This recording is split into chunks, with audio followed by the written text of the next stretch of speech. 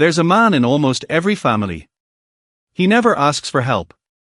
He just appears. The sink is leaking, he's already under it. The car won't start, he's already lifting the hood. The door lock is broken, he's already on his knees with a screwdriver, quiet, focused, determined. Everyone calls him capable. Everyone calls him reliable. Everyone calls him strong. But nobody ever asks him one question. Who fixes him? Because here's what no one talks about. The people who can fix everything around them are often the ones most unable to fix what's broken inside them. And that's not a coincidence. That's psychology. We live in a world that taught us something very early. Your value is in your usefulness. If you could fix things, you belonged.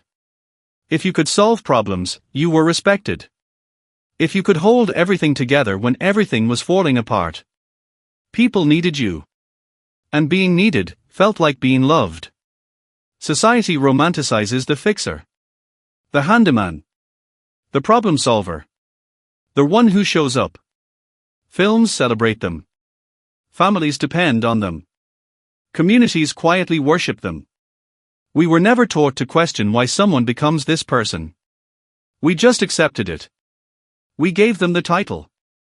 The capable one. The strong one. The one who handles things.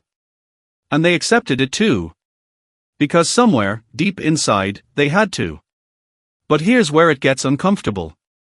Most of these people, the fixers, the builders, the ones who are always useful, didn't choose this identity because they were born talented. They chose it because at some point in their life, being useless felt dangerous. Maybe it was a home where love was conditional. Where attention only came when you contributed. Where emotions were ignored but broken things were fixed. Maybe it was a father who never said "I love you," but always said "watch how I do this."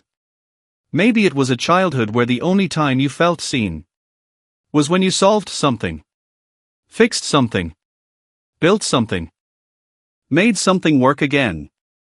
And so the child learned. Don't feel. Fix. Don't cry. Create. Don't ask for comfort. Become comfort. And that child grew up into the most capable person in every room. And the loneliest. Psychologically, this pattern has a name. It lives somewhere between anxious attachment and what therapists call the compulsive caretaker. The person who cannot just be. They must always be doing. Because stillness is dangerous. Because in stillness, the questions come. Am I enough without all of this? Would anyone stay if I couldn't fix their problems?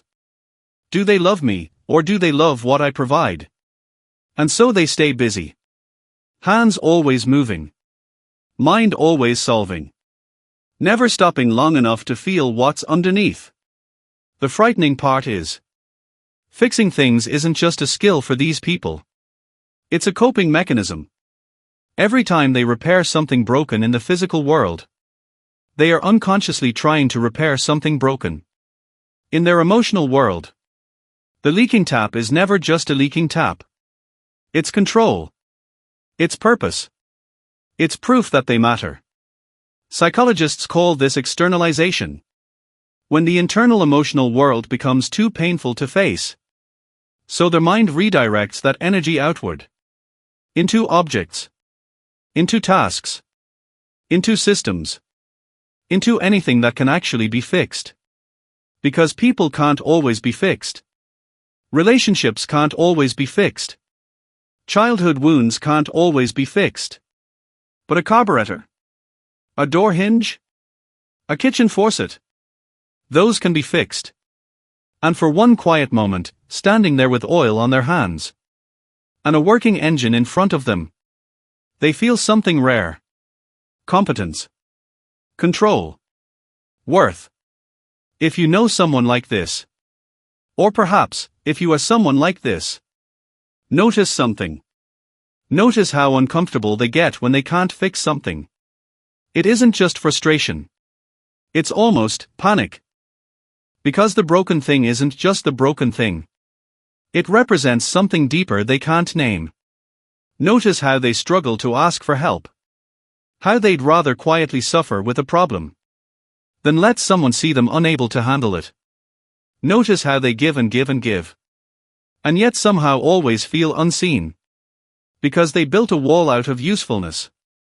And now no one can reach the person behind it. Some of them don't even know who that person is anymore. They've spent so many years being the one who fixes things that they forgot they were allowed to be the one who needs things too. They were allowed to say, "I'm tired. I don't know how to fix this.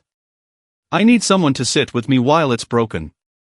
Many don't realize the greatest act of courage for a fixer isn't picking up the wrench. It's putting it down and asking for help. Perhaps the most painful irony of the human condition is this: the people most capable of holding the world together are often the ones nobody holds. They built their identity in the language of function, in the grammar of usefulness, in the poetry of things that work. But love is not a mechanism, and the soul is not a machine. And at some point, every fixer reaches a moment. A quiet evening. Hands still for once. Everything around them working perfectly. And yet something inside. Still broken. Still leaking. Still making that sound they can't quite locate. And no tool they own can reach it. That moment is not a failure. That moment is an invitation to finally fix the one thing they've been avoiding their entire life. Themselves.